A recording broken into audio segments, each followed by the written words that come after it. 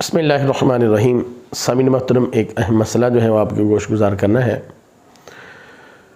آدمی جو ہے اگر وہ نفلی روزہ رکھتا ہے اور اس کے بعد جو ہے وہ نفلی روزہ توڑ دیتا ہے، وہ جان بوجھ کر توڑے یا ٹوٹ جائے، یاد رکھیں کہ دونوں صورتوں میں اس پر جو ہے اس کی قضا لازم ہے۔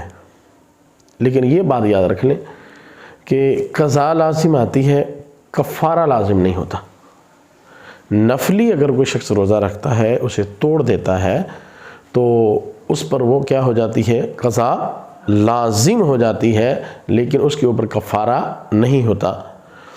کیوں کہ جب بھی آپ نفلی عبادت شروع کرتے ہیں تو اس کی تکمیل جو ہے آپ پر واجب ہو جاتی ہے، اور بلا عذر انہیں توڑنا جائز نہیں ہوتا۔ تو اس لیے اگر آپ نے جو ہے اسے روزہ رکھ کر توڑ دیا ہے تو پھر اس کو آپ کیا کریں گے؟ دوبارہ اس کی قضا کریں گے۔ اسی طرح آپ نے نفل شروع کیے ہیں، توڑ لیے ہیں، تو پھر دوبارہ آپ کو 2 نفل جو ہیں وہ پڑھنے پڑیں گے۔ تو نفلی کا آغاز کر کے اس کی تکمیل آپ پر کیا ہو جاتی ہے؟ لازم ہو جاتی ہے۔ اللہ تبارک و تعالی ہمیں شرعی مسائل کو سمجھنے اور اس پہ عمل کرنے کی توفیق عطا فرمائے۔